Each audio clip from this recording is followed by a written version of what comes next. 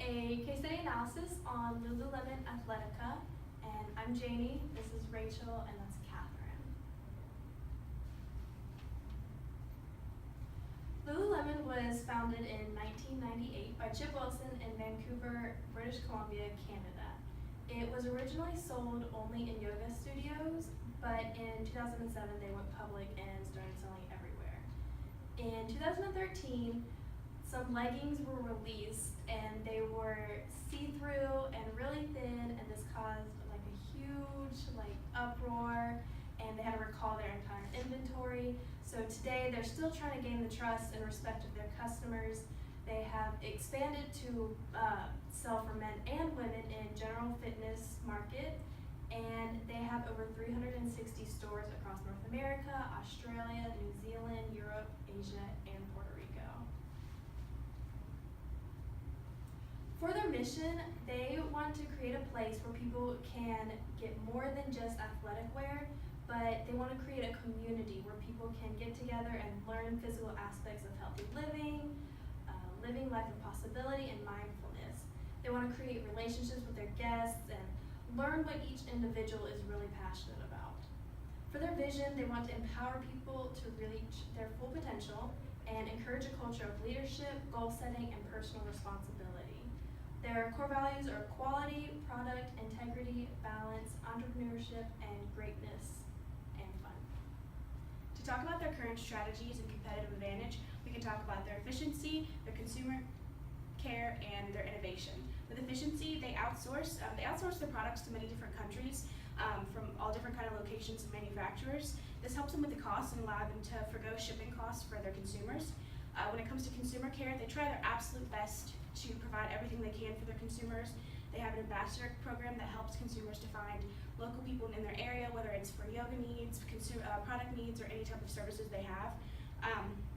And then when it comes to innovation, they have signature fabrics and products that they formulate themselves, they've tested, they've researched, and they prove that they want to give their consumers the best products available. For financial analysis, we looked at a couple different ratios. The first that we looked at was the gross profit margin. For Lululemon, we looked at the last 3 years specifically, and they've all been around 50%, which is a pretty good gross profit margin. There has been no significant changes though in the last 3 years, which could be a negative thing, because if they want to increase their gross profit margin, they should cut some costs so that they can get a higher gross profit margin. The next thing that we looked at was the return on assets. This is the measurement of return to stockholders earned from the company. So their current return on asset is 18.0%, which is a pretty good return on asset. The next thing we looked at was return on equity, which is the measurement of how much return a stockholder will get for their capital investment. The average is about 12 to 15% for companies, and Lululemon's is higher than that at 25.41%.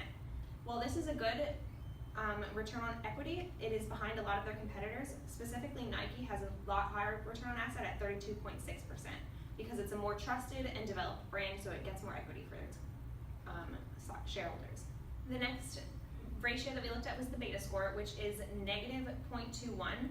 And this is a negative score, so when the market goes up, that means that investments will go down. So since the market is currently up, investments for Lululemon are currently down. The EBIT number is the earning before interest and taxes, and this is $517.15 million. And this is lower than a lot of its competitors, like Nike at $5.3 billion, Under Armour at $562.24 million, and then their less traditional competitors, but are still competitors, are like Target and Gap, which are also in the billions. To talk about their external environment, and specifically the pestle analysis, we can talk about a few things. When it comes to the political factors, they do outsource to different countries, and if that country has any type of unstable political environment, it can affect their manufacturing and other kind of products. When it comes to economic, again, they manufacture in other different countries. If those countries have inflation of any type of their currencies, that can affect the company and the value of the products. When it comes to social, they do promote healthy living in a community environment, which is beneficial to them. And then with technology, of course, they do have an online store. A lot of people use their online store because it had begun in Canada. E-commerce is a go for right now. When it comes to environment, they do try to make their things as sustainable as they possibly can. They try to each year look at their carbon footprint and try to improve on it the next year. And then with legal, there's always lawsuits with customers. competitors, all kinds of things, and there's always the issue of fabrications of their products. As you can see, we have a lot of things under our brand analysis. I'm just going to go over a couple for time's sake, but when we look at knowledgeable educators, valuable-wise, they're extremely valuable because they are online and in store. They create a welcoming environment for customers. They're always open and ready to help you if you need it. Rare, there's very few brands that prioritize educators as employees, so it's something that Lululemon does, and there's not many other people that actually do it. For inimitable qualities, other brands could easily hire educators in their business, so that's something that Lululemon might have to look out for in the future. And non-substitutable, they're extremely valuable with having their educators in the stores and everything, and I don't think that's going to be something that's going to be replaced anytime soon, so that's definitely something that they won't have to worry about. When we look at community environment, valuable-wise, they encourage consumers to feel value by the community, which is great customer service, so customers will continue to come back. Rare, not many brands put significant value in creating culture, promoting community. Inimitable, community becomes entwined with the brand, so it's really hard to separate. And non-substitutable, other resources won't be able to replace the community that Lululemon has created. When we look at our SWOT analysis, one of the strengths that Lululemon has is their customer service and community. They want to make sure that their consumers know that they care about them and that they're always there to help them. A weakness is their prices. They are a little bit more on the expensive side, and especially after the whole legging fiasco in 2013, some consumers are kind of wary about trusting their products again, so that's definitely something they're a little worried about. Opportunities is their ambassador program. The ambassadors are always there, to guide customers through their Lululemon lifestyle and products and answer questions if they need to. And the threats are that consumers can visit pretty much any retail store to find yoga pants or leggings or athletic shorts. And if a store is offering lower prices than Lululemon, then the lower prices are always going to win. The next thing we're going to talk about is Porter's 5 forces. So the first one is the threat of new entrants. This is extremely high in the athletic wear business, especially the women's athletic wear business, because there's a really competitive market and new entrants are always coming in. The threat of substitutes is moderate because it is a very specific brand with a pretty loyal fan base, but there are always going to be people who are trying to substitute and be better than them and take away their loyal fan base. The customer bargaining power is also high because since it is created as a community, as a place where customers are supposed to feel comfortable, customers are always changing what kind of lifestyle they're looking for and what kind of products that they're looking for. So they have a lot of bargaining power in the Lululemon brand. The supplier bargaining power is low because there is no shortage or monopoly in the products that they're using currently, so there is not really a problem with suppliers bargaining. The industry rivalry is another thing that's extremely high because it is such a competitive market in the women's athletic apparel industry, so they are always going to lose customers to the different big companies like Nike, and also the box stores that are selling it in a lot of athletic wear like Target and Gap and Walmart. Some reasons for why we chose our strategies has to deal with the market is always constantly changing. Lon Tafko in one of his books stated that consumers always have the desire to contribute and be a part of something. This happens with their brand image and social media. If Lululemon was to, play on this image, it would be able to help them to expand their social media and be able to expand their brand image.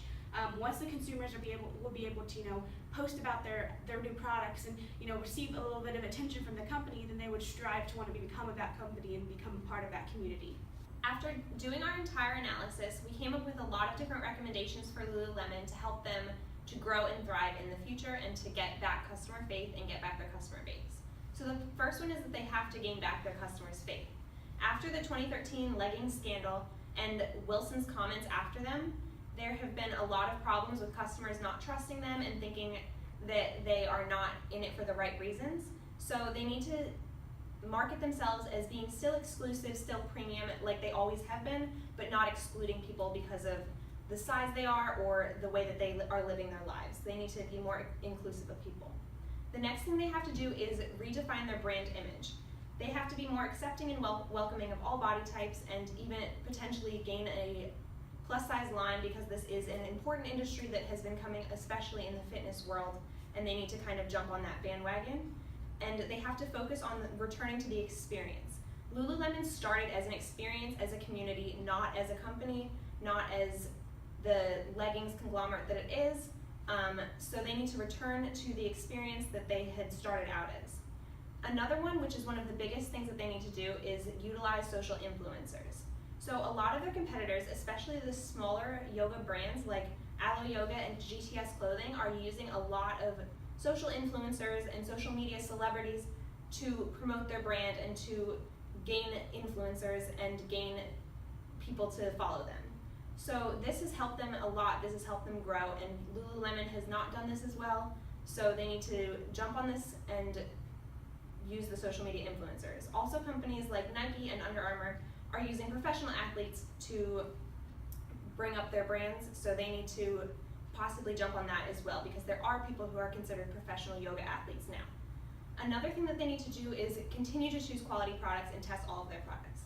Lululemon has always done a lot of research and a lot of testing on all of their products to make sure that they have the best quality, but obviously sometimes that has fallen through, so they need to continue to make that the best part of their industry and make sure that they are continually testing all of their products.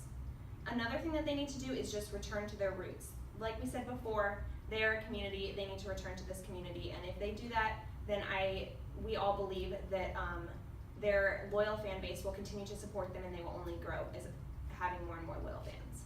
Some ways to implement these strategies and recommendations we've talked about is for them to redefine their brand image. They need to go back to their roots, need to make sure that they know what their community is all about. They also need to have a variety of products and sizes. Everyone needs to reach out and branch out to all kinds of, whether it's genders, people with disabilities, plus sizes, all kinds of things. Once they reach out and branch out to these, everyone will feel welcome. They also need to hire a social media strategist. They really need to take advantage of social media. This will give them a bump in the marketing world. Once they hire a social media strategist, they can see what they need to do to kind of gain more followers and gain that more loyal customer base. They also need to do more product quality and testing. I know that they do a lot of testing and all kinds of tests on all different kinds of qualities. They innovate their products, but after the fiasco that we talked about in 2013, they need to do a little more testing and prove to their consumers that what they have is quality and the best. So in conclusion, Lululemon has had a lot of difficulty in recent years. After 2013, they have lost a lot of customers, they've lost a lot of faith, and they've lost a lot of people following them. So the thing that they need to do is be aware of what the consumers are looking for, and be aware that consumers are turning to more cost-effective or socially conscious brands, and they need to understand this and see it and evaluate their strategy to adjust to what consumers are looking for. They need to rebrand themselves and return to their roots and create a new strategy so that they can have continued growth. Thank you for viewing our presentation.